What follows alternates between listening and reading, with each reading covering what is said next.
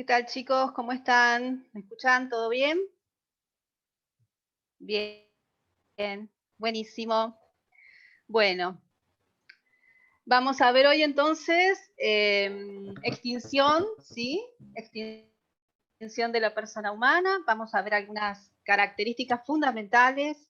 Vamos a tratar lo que tiene que ver con muerte, la muerte biológica, la diferencia con la muerte civil, las leyes de trasplantes de órganos. Vamos a analizar presunción de ausencia por fallecimiento, casos extraordinarios y, bueno, ausencia extraordinaria también. Vamos a ver distintas características haciendo bien las distinciones y cuestiones que son importantes para que ustedes tengan en cuenta y los efectos desde ya de la muerte. Como verán, a mí me tocan temas muy lindos para desarrollar, ¿bien? Bueno, vamos a comenzar entonces, les voy a compartir el Power, sepan que si tienen que hacer alguna pregunta la pueden realizar, pueden habilitar los micrófonos y bueno, vamos a ver entonces.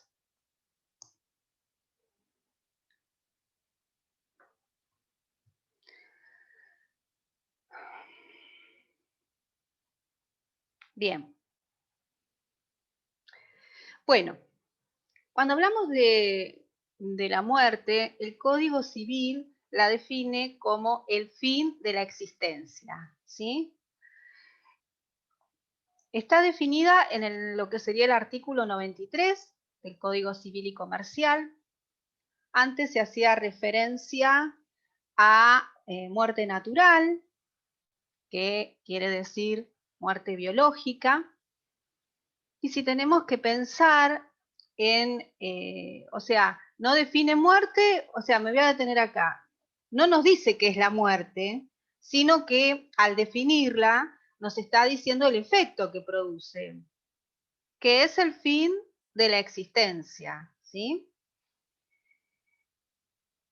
Bien, ¿cuál es la diferencia con la muerte civil? Bueno, en la muerte civil, cuando hablamos de esto, estamos haciendo referencia a aquellas situaciones en donde a la persona se le quitaban, se le suprimían completamente los derechos civiles que tenía. Es decir, carecía de todo tipo de derecho, ya sea como consecuencia de una pena, de una sanción, o aquellos que habían decidido ser religiosos con votos solemnes, ¿sí? Los que están en comunidad religiosa con votos solemnes. En ese caso, hablábamos, sí, de muerte civil. Es decir, ¿por qué hablamos de muerte civil? Porque si recordamos el concepto de persona, decimos que, bueno, todo ente susceptible de adquirir derechos y contraer obligaciones, y precisamente una persona que no va a poder adquirir derechos ni contraer obligaciones es considerada una persona muerta civilmente, ¿sí?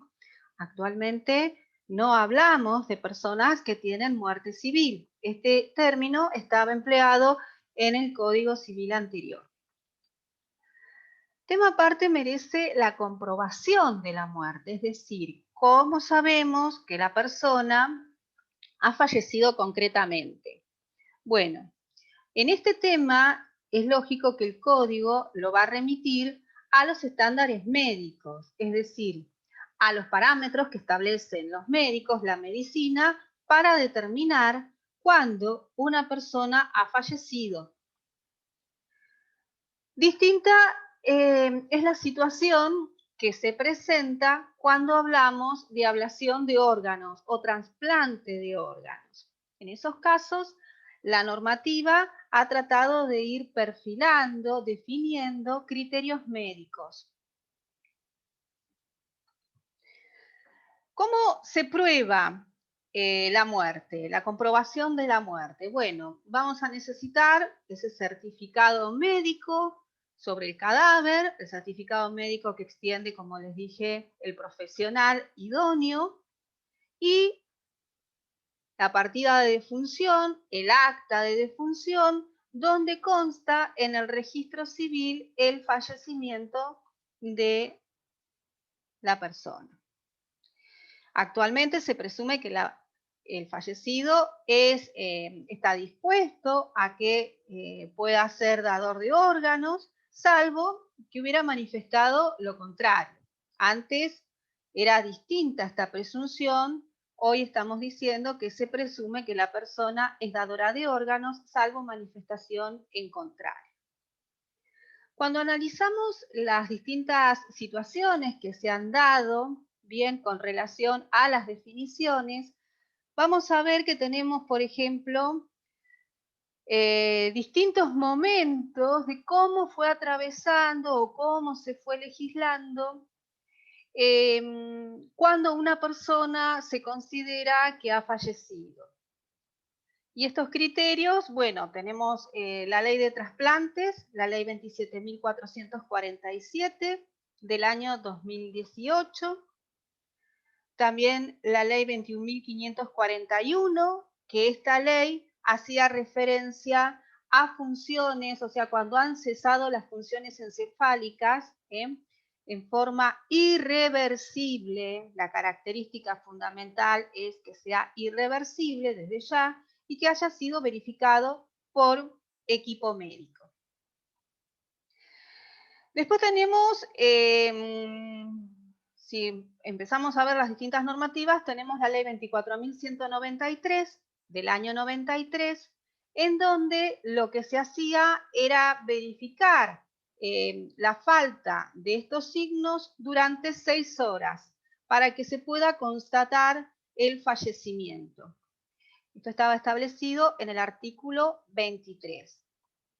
¿Cuál es la diferencia entre esta normativa del año 93 y la del 2018? Bueno, que en el 2018 el artículo 36 y el artículo 37 establecen, si bien van a establecer ya cese irreversible de la función circulatoria y encefálica, en forma, ya les digo, irreversible, es decir, nos da ambas funciones, no solamente el tema encefálico, sino también circulatorio, con carácter, ¿qué quiere decir esto? Falla cardíaca irreversible o cerebral irreversible. Pero el artículo 37 deriva bien la determinación del fallecimiento en concreto de la persona para que pueda ser dadora de órganos conforme a un protocolo que establecerá las autoridades médicas junto con las autoridades del INCUCAI. Por lo tanto, ya no es la ley de trasplante de 2018 la que nos va a regular en concreto, nos dice, por así decir, cuando se ha producido el fallecimiento, está dando que tiene que ser de carácter irreversible, pero la manera en la que se va a determinar lo deja librado a un protocolo. ¿Por qué es esto? Porque, bueno, actualmente, ¿por qué no esperamos 6 horas? Bueno, porque actualmente con los avances científicos, los avances técnicos, los equipos con los que se cuentan, ya no es necesario tener esta espera de 6 horas.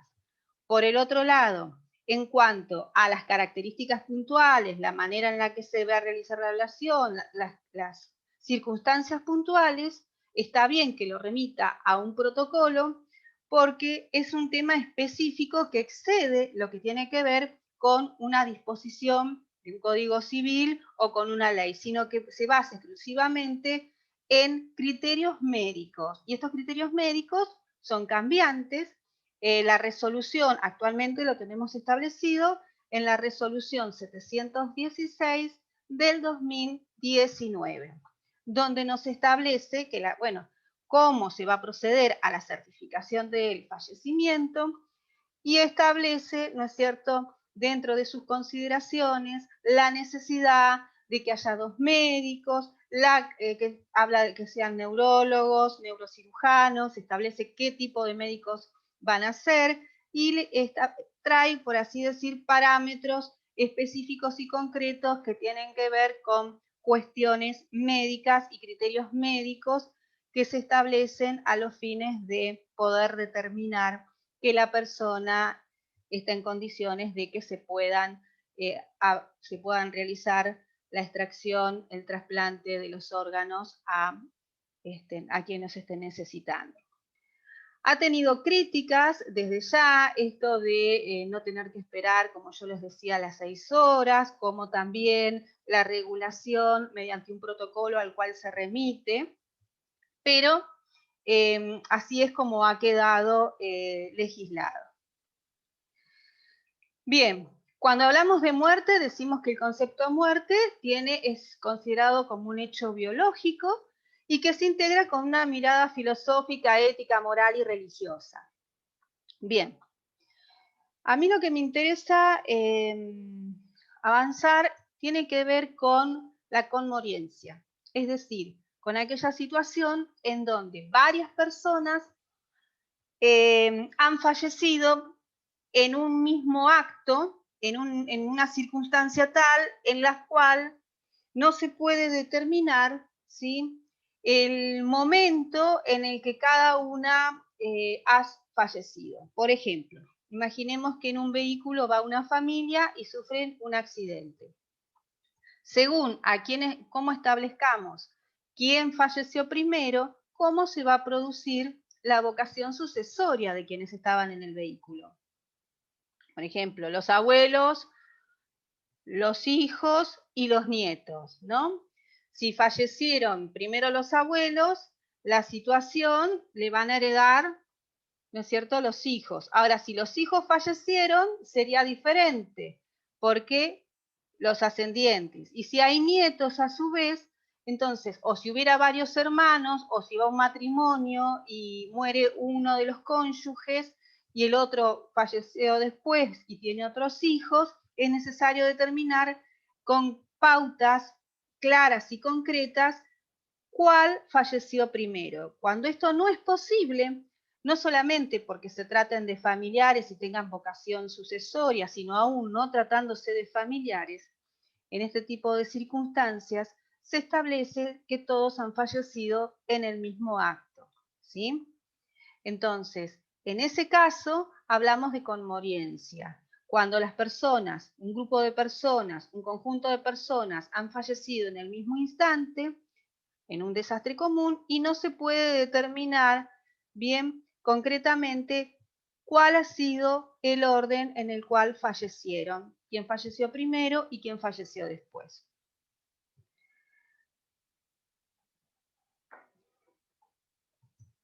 Bien. Vamos a ver ahora lo que tiene vinculación, pero que es otra cosa, que es la ausencia. Nosotros cuando recién hablamos de muerte biológica, hablamos de muerte civil, y ahora vamos a hablar de ausencia, que es cuando una persona desaparece del domicilio sin que se tengan noticias. Cuando hablamos de ausencia, la ausencia regulada en el artículo 79, la finalidad es la protección de los bienes de la persona. Es decir, por ejemplo, imaginemos el vecino que siempre estaba en la casa, que iba y venía, que hacía las compras, no lo vemos más, no se lo encuentra en el domicilio, no se sabe dónde está. Entonces, resulta que tiene un vehículo, que tiene la casa, que tiene bienes o papeles. Bueno, se le va a designar un curador para que él cuide de sus bienes. Siempre que no tenga que no tenga un apoderado, el presunto, la persona que está ausente, o que teniendo apoderado no tuviera poder suficiente para realizar actos de conservación y cuidado. Entonces, cuando hablamos de ausencia, artículo 79, es el típico caso de me voy a comprar los cigarrillos y vuelvo y no vuelve más. Bueno, voy y vuelvo y no volvió más. Bueno, no sé si tenía bienes, bien, pero si no. Bueno, y no volvió más. Bueno, en ese caso tenemos que cuidar los bienes de esta persona. Entonces hay un curador. Transcurrido 3 años de esta ausencia, se puede entonces iniciar la declaración de ausencia por fallecimiento, que es otra etapa. Entonces, la primera etapa que tenemos es esta ausencia cuando la persona desaparece y es necesario cuidar los bienes de la misma.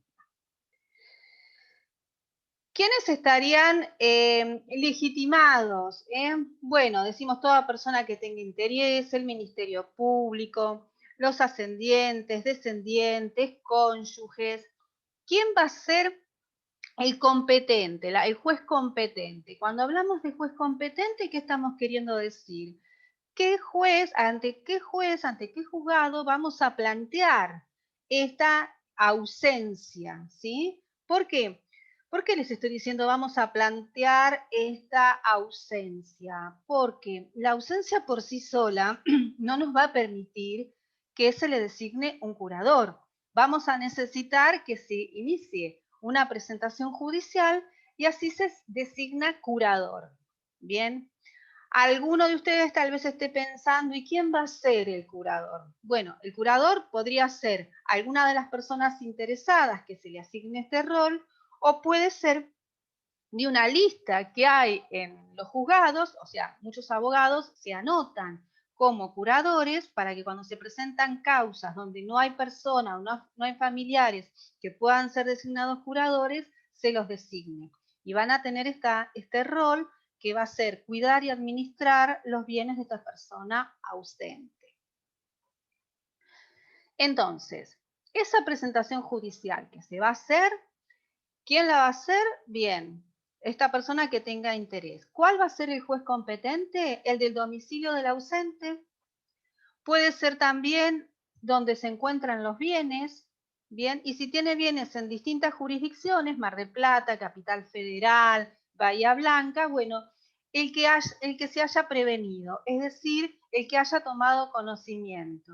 Si tiene bienes a donde se presentó, se va a declarar competente.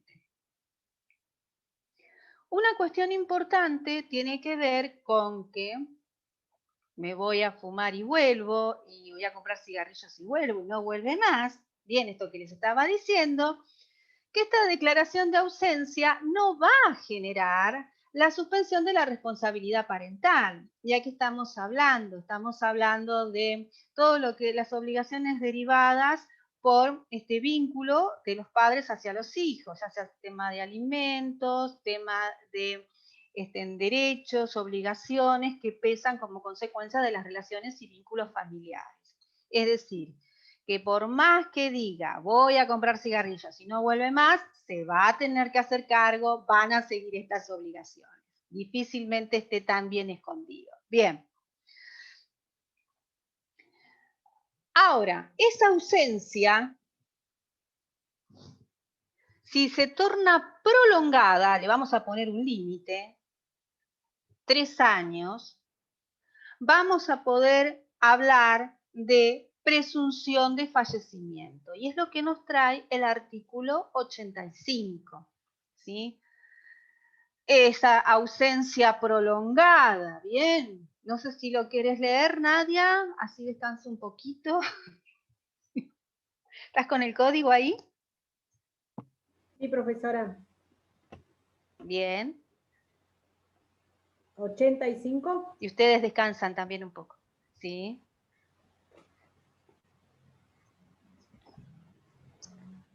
Caso ordinario. La ausencia de una persona de su domicilio sin que se tenga noticia de ella por el término de 3 años causa la presunción de su fallecimiento aunque haya dejado apoderado. El plazo debe contarse desde la fecha de la última noticia del ausente. Perfecto. Está bien, muy bien la ayuda a memoria. Esta ausencia prolongada o también ausencia ordinaria o simple ausencia, lo pueden encontrar también así, se refiere a ese caso. Bien, han transcurrido 3 años desde esa ausencia que hicimos referencia del artículo 79. Ahora, después tenemos otro tipo de ausencia, que no es la ausencia ordinaria, es la ausencia por una situación particular, como la tratada en el artículo 86. A ver, Nicolás, ¿lo querés leer? Sí. Bien. Casos extraordinarios se presume también el fallecimiento de un ausente. A.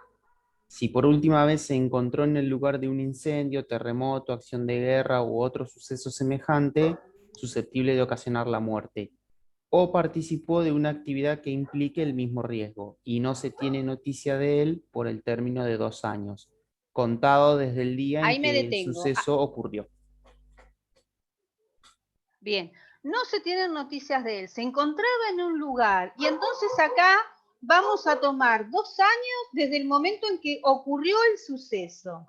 Le quitamos un año menos, estaba en un lugar donde presumimos que ocurrió creemos que estaba en este incendio, en este desastre, en este lugar donde se produjo este episodio, reducimos entonces a un año y hablamos de 2 años como consecuencia de esta situación.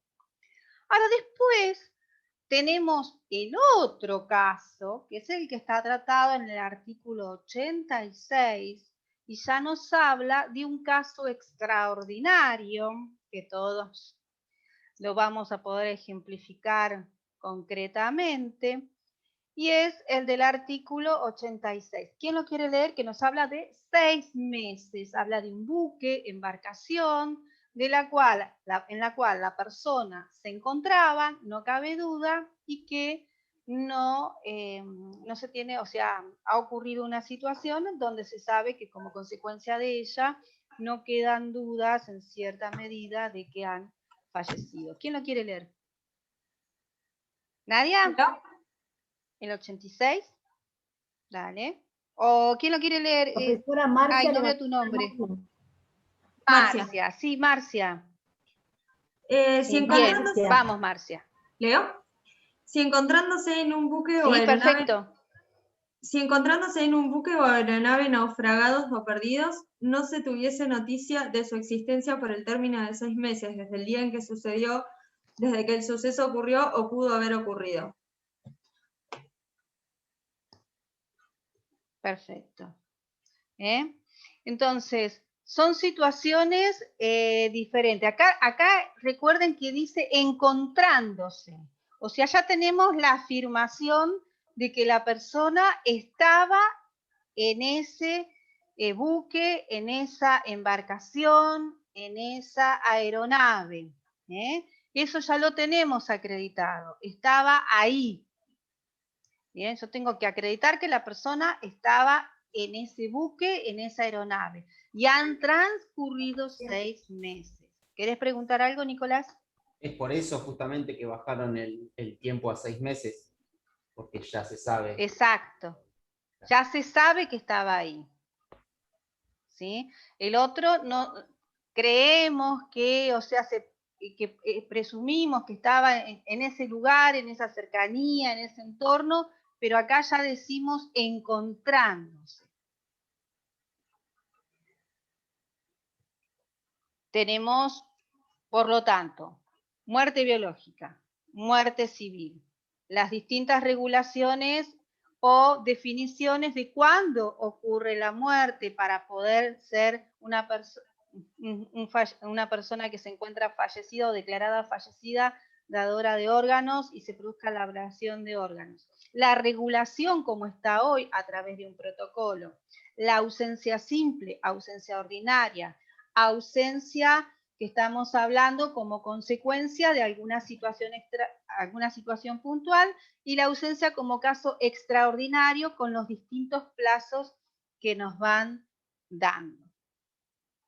Bien, ¿cómo se prueba el fallecimiento? ¿Cómo se prueba la muerte? Bueno, el artículo 98, segunda parte, nos trae bien la prueba, nos hace referencia a la prueba supletoria del fallecimiento. ¿Por qué? ¿Qué habíamos dicho al principio? Habíamos dicho el certificado médico y el acta de fallecimiento. Ahora, la prueba supletoria, el artículo 98, nos dice, va a haber que probar que el fallecimiento se produjo en situaciones tales que no cabe duda que la persona falleció. Cuando estamos hablando de estas situaciones de ausencia extraordinaria, ¿sí? No tiene que caber duda que la persona falleció. Por ejemplo, imagínense un accidente aéreo. Constatamos que la persona estaba en el avión y el avión explotó en el aire. Ahí no nos cabe duda que ha fallecido. O un alpinista que fue con sus amigos y están los testigos, están las pruebas y demás, y cayó al precipicio. No puede ir nadie a rescatarlo. Es una prueba indubitable de que ha fallecido. En ese caso, no cabe duda que ha ocurrido un fallecimiento. De lo contrario, vamos a decir que van a aplicar las presunciones a las que hablamos anteriormente. Entonces, vamos a ver que hay casos en donde no hay ninguna duda que la persona falleció, y esto lo traigo aparte. O sea, las presunciones, lo que hablamos recién de presunción de fallecimiento, ausencia por tiempo prolongado, es una presunción. Ausencia por fallecimiento, quedamos 2 años, es otra presunción. Ausencia por caso extraordinario es otra presunción. Pero hay casos en donde no cabe ninguna duda que la persona ha fallecido, como estos que les estoy diciendo, ¿sí?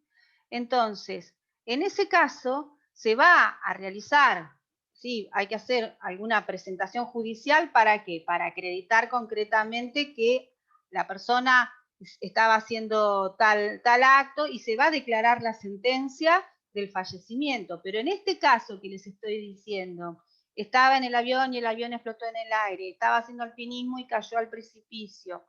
En ese caso no hay duda y no aplican las presunciones. Ahora, si tenemos duda, entonces sí aplican las presunciones de las que estuvimos hablando recién. Ejemplo, el caso de la película Viven. La aeronave no explotó, la aeronave desapareció y estaba en una zona inhóspita, con nieve, ese avión que cayó en la cordillera, no sé si han tomado conocimiento, bueno, y estuvieron muchísimo tiempo y algunos sobrevivieron y otros murieron. Bueno, ahí tenemos duda. Y en ese caso aplican las presunciones de las que estuvimos hablando.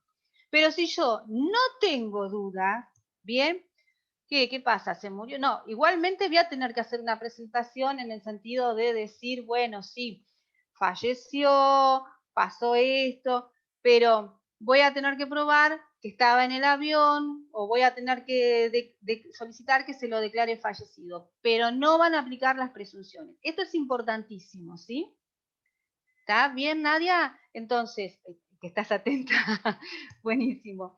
Entonces, tenemos las presunciones para los casos de duda, pero hay casos en donde no vamos a tener duda y no van a aplicar las presunciones. ¿Y qué pasa como consecuencia? ¿Cuáles son los efectos de la muerte, los efectos del fallecimiento? Bueno, ustedes lo tienen en el libro en la primera parte, empieza hablando de los efectos de la muerte, que tiene que ver con la extinción de los atributos, ¿sí? El nombre, la capacidad, o sea, todos los atributos de la persona se extinguen. ¿Qué va a subsistir? El domicilio. ¿A qué efectos va a subsistir el domicilio? Tiene que ver con el juez competente, con los efectos que ocasiona el domicilio. Bueno, ¿cuál fue el último domicilio? Me va a determinar el juez competente, dónde va a iniciar la sucesión. Por lo tanto, el domicilio sigue produciendo efectos. Se van a extinguir los derechos personalísimos, el derecho a la vida, el derecho a la libertad, el derecho al honor, ¿sí? Después tenemos lo relativo a la protección jurídica del cadáver y el cuidado que se le debe dar. Ahí ya no estamos hablando de persona, ¿sí? Y esto lo encontramos en el artículo 61 del Código Civil y Comercial. Todo el cuidado que se tiene que realizar con, Bueno, un cadáver, que si quieren ahora en un ratito lo leemos. Y después tenemos el tema de los derechos patrimoniales, que en este caso se van a transmitir a los herederos, a los sucesores. Es decir, los herederos van a ser continuadores de todos aquellos actos, contratos que hubiera celebrado el causante. Cuando hablamos del causante estamos haciendo referencia al fallecido. No se van a transmitir que las obligaciones inherentes a la persona.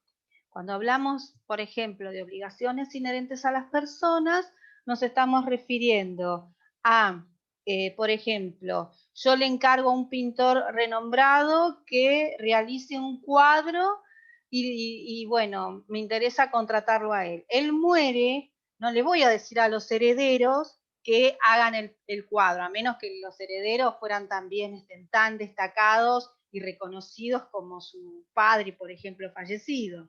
Entonces, en ese caso se extingue, no se transmite esa obligación. También, si pensamos en cuestiones inherentes a la persona, se tiene siempre muy en cuenta en lo que tiene que ver con actos a título gratuito. Un comodato, por ejemplo, imaginemos que yo le digo a Nadia, tengo una casa en Córdoba, no la uso, estás estudiando Derecho y te vas a vivir a Córdoba.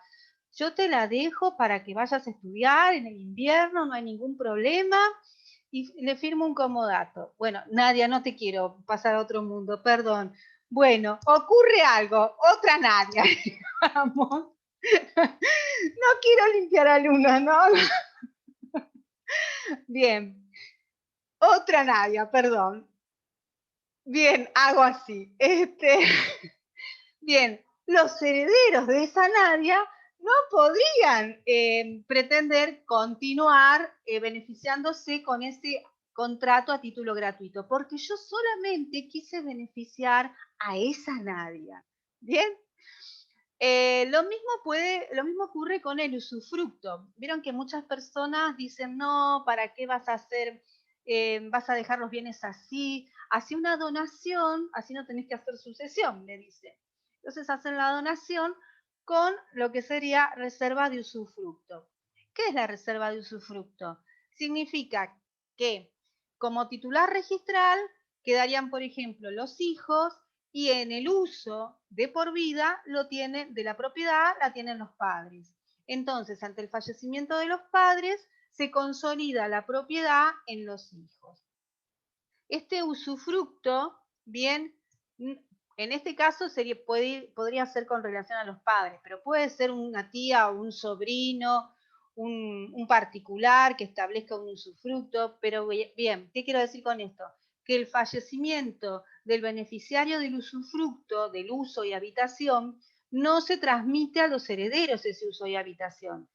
El usufructo significa que una vez muerto, fallecido, el beneficiario del usufructo, la propiedad se consolida en el titular registral.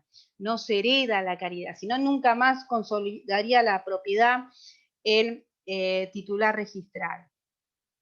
Una esa. Otro ejemplo, el uso y habitación. Yo, por ejemplo, establezco el uso y habitación, que es muy parecido al comodato. Establezco el derecho de uso y habitación de un inmueble a favor de una persona. Bueno, tuve en cuenta esa cualidad de esa persona y ante el fallecimiento de la misma no lo va a recibir, no lo va a obtener los herederos, sino es la persona a la cual yo quise beneficiar. ¿Hay alguna duda? Que me parece que están pensando algo, los veo medios como que les está... Materia Me parece. contractual, por ejemplo, va en derechos personalísimos. No, derechos no, los derechos personalísimos son los propios, los inherentes a la persona, ¿sí? Ah. Hablábamos del honor, la libertad, la vida, la dignidad, ¿sí? Después vas a ver que todo lo que tiene que ver con contratos, los contratos, bueno, doy clases también en contratos, me van a ver en contratos, si se anotan en alguna de las comisiones en las que estoy. se transmite la posición contractual, decimos. ¿Qué quiere decir esto? Que cuando hablamos, y seguramente lo vieron cuando, sí, ¿lo vieron conmigo o con quién? Cuando hablaron de efectos de los actos jurídicos, el efecto relativo quiere decir que el contrato produce efecto entre las partes, pero entre el fallecimiento de algunos se transmite a sus herederos. Por ejemplo, un contrato de locación. Es un derecho personal. ¿Por qué no es personalísimo? Es un derecho personal. Es un derecho personal entre locador y locatario. Muere el locador, el titular de la casa, el dueño de la casa. Muere el locador. ¿Qué pasa? ¿Se extinguió el contrato? No, no se extinguió el contrato. Van a ser ahora los nuevos locadores, los que me van a cobrar el alquiler, van a ser ¿quiénes? Los herederos de esa propiedad. Por lo tanto, ese contrato va a continuar con los herederos, no se extingue. Es un derecho personal porque hay un acuerdo de partes. Un derecho personalísimo, derechos inherentes a la persona, que al morir la persona, al producirse el fin de la existencia de la persona, se extinguen. ¿Mm? Profesora, Entonces, disculpe, una y cosa si son los fuera, derechos personales y otra cosa los derechos personalísimos. Sí, profesora, y si fuera al revés, Nadia. si el que fallece es el locatario, ahí sí se extinguiría el Bien. contrato, ¿verdad? No, cuando vean, depende, como dice el tema, ¿vieron la canción? Depende, ¿de qué depende? Bien, depende. ¿Por qué depende? Qué rico mate, Marcia. Mira, a mí me quedó el mate acá, no pude tomar nada. Se me enfrió el agua. Bien. ¿Por qué depende? Porque si tiene herederos y los herederos viven en la China, se extingue por fallecimiento. Muy bien. Ahora, si tiene herederos y los herederos viven con él en el inmueble, van a ser los continuadores, porque la ley de contrato de locación protege a los que han estado conviviendo con el locatario fallecido, que es una protección particular y especial. Ahora, imagínate que quedan deudas. Qué mala que soy, vamos a nivel 2. Imagínate que quedan deudas para probarte que no se extinguen. Si se extinguiera y quedan deudas, yo le podría, y tiene herederos, yo le podría reclamar a los herederos y le puedo reclamar al garante. En cambio, si yo diría que se produce la extinción del contrato por el fallecimiento,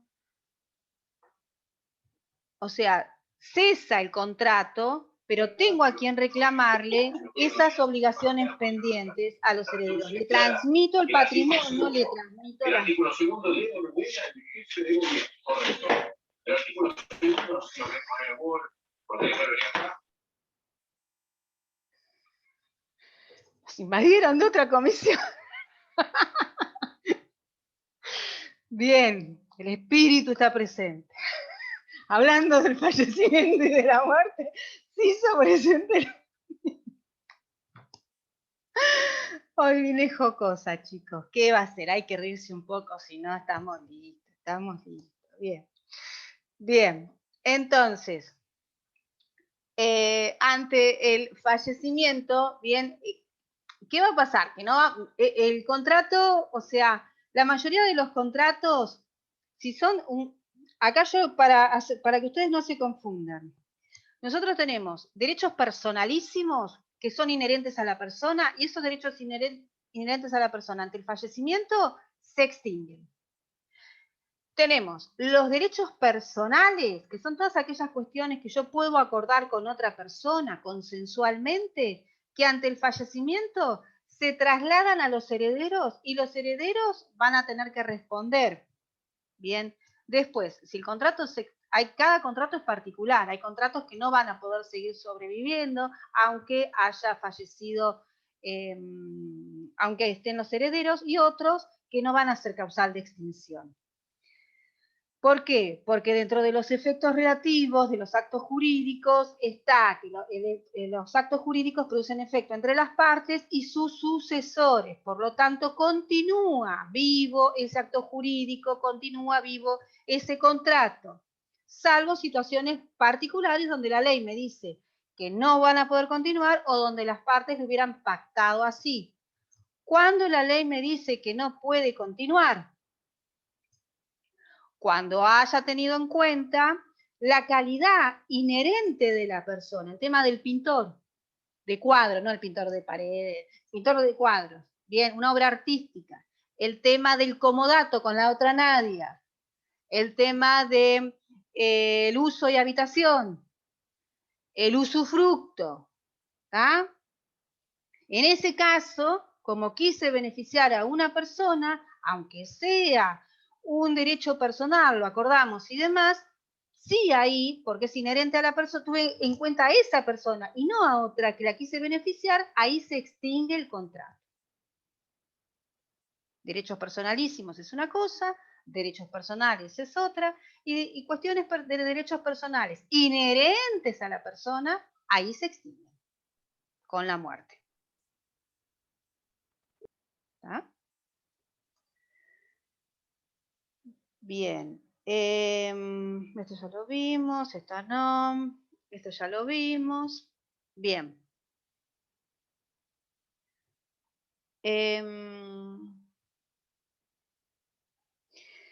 Después tenemos, hay un procedimiento especial.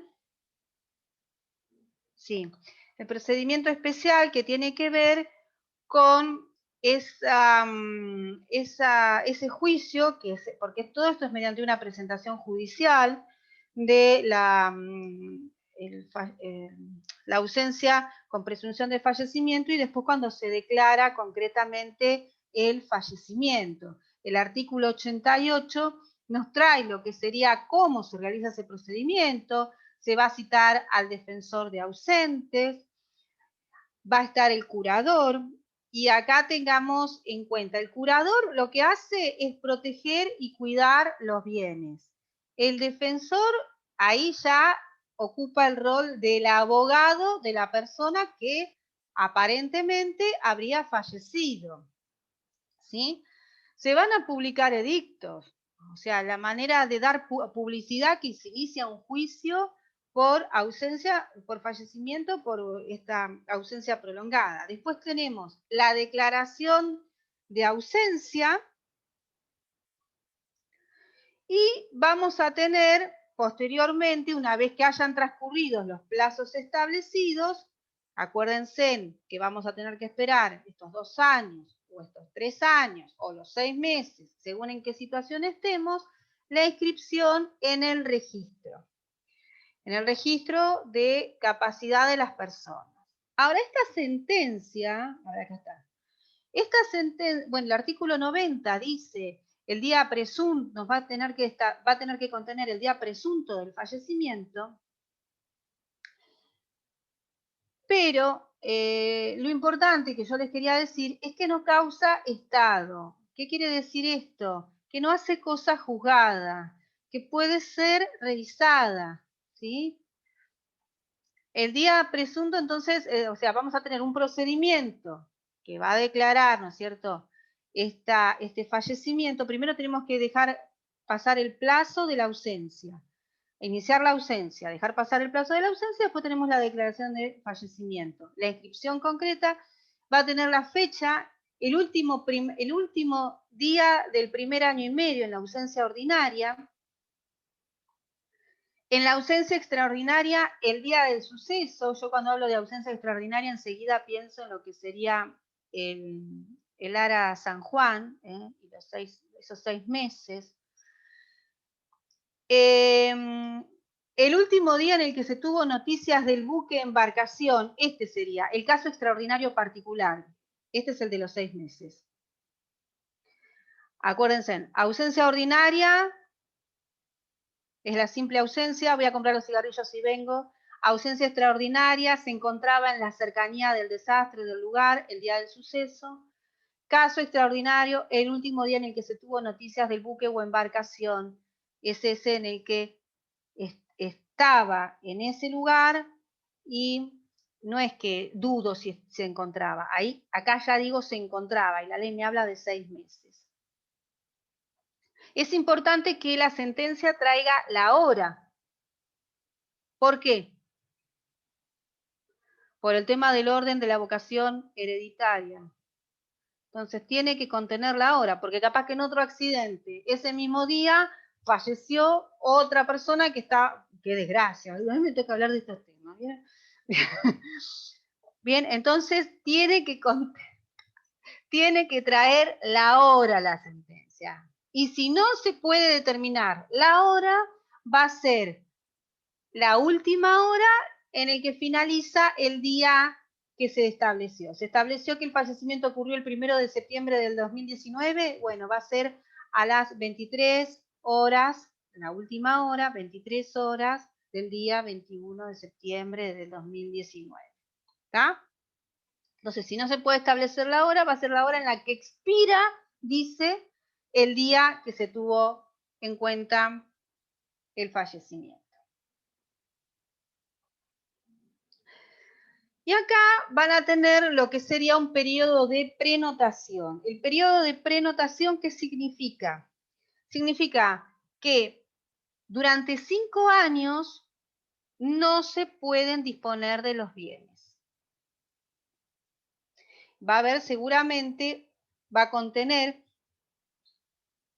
esta sentencia una inscripción en los registros correspondientes, ya sea en el registro de capacidad de las personas y si tiene bienes, en los bienes que se hayan denunciado, indicando que no se pueden modificar, no se puede disponer durante 5 años desde la fecha de la sentencia. Por lo tanto, este periodo de prenotación habla de un tiempo en el cual no se puede disponer. Recuerden que disponer es quitar del patrimonio, es modificar. Por ejemplo, una compraventa es un acto de disposición. En cambio, una locación, un alquiler, es un acto de administración que hace producir una renta. Sacar el bien del patrimonio, ya sea por donación, ya sea por compraventa, ya sea por una cesión, la disposición no se puede realizar. Sí actos de administración. Y durante ese tiempo va a haber lo que sería un patrimonio separado del heredero y de los bienes del heredero, de los bienes que va a recibir el heredero. A eso le llamamos periodo de prenotación. Finalizado ese periodo, ya se va a consolidar en el heredero los bienes que él vaya a ingresar. Bueno, ahí estamos. Con eso estaríamos más o menos finalizando el contenido de esta unidad, ¿sí? Entonces, recordar bien la muerte biológica de la muerte civil, lo que significa la simple ausencia, la ausencia extraordinaria y la ausencia del caso extraordinario. Que todas estas presunciones de fallecimiento por ausencia son en caso de duda. En los casos en que no hay duda, si bien se va a hacer un procedimiento y se va a acreditar el fallecimiento, no corren estas presunciones. Recordar la normativa en cuanto al tema de ablación de órganos, que remite hoy por hoy a lo que sería el protocolo, los efectos de la sentencia, ¿sí? Y cuáles son aquellas, tener bien claro la distinción entre derechos personales, derechos personalísimos y derechos inherentes a las personas, que estos van a extinguirse con el fallecimiento del beneficiario. Los periodos que son distintos, 3 años, 2 y 6 meses, y cómo fue variando la calificación en cuanto a los criterios para tener a una persona por muerta para que se produzca concretamente la ablación de órganos. Bien, con esto habríamos terminado entonces con la unidad 14. No sé si tienen alguna duda, alguna pregunta, chicos. ¿Y si aparece? Y se aparece como en la película, ¿no es cierto? Vuelven las propiedades. Se aparece. Exacto. Ahí tenemos que ver, bueno, también dentro de las cuestiones que se extingue tiene que ver con lo que tiene que ver con el matrimonio, pero sí determinadas cuestiones que van a permanecer. Y si vuelve, bueno, como no causa estado, bien, hay que ver en qué momento vuelve, ese plazo, ¿no? Por eso de los 5 años, si es antes de que se produzcan esos 5 años o después de que se produzcan los 5 años. Y bueno, y ahí tenemos que va a tomar lo que encontrara y cómo lo encontrara, ¿no? Y siempre que se hayan respetado la resolución judicial en cuanto a la no disposición de los bienes por ese plazo que se dio. No sé si hay alguna pregunta más. Bien. Bueno, cualquier cosa, si no, después me dicen. Nicolás, ¿estamos bien? Bueno. Bueno, chicos, entonces nos vemos la semana próxima y ya cada vez falta menos. El 29 es el... Bien. Todas las indicaciones ya se las va a decir el doctor Lucas Trobo. Así que bueno, nos vemos entonces la próxima semana y cualquier cosita sepan que tienen disponible el chat para preguntar, ¿sí? Del campus. Bien, listo chicos, que tengan buena semana. Chau, chau. Gracias, profesora. Chau, chau. Gracias, profesora.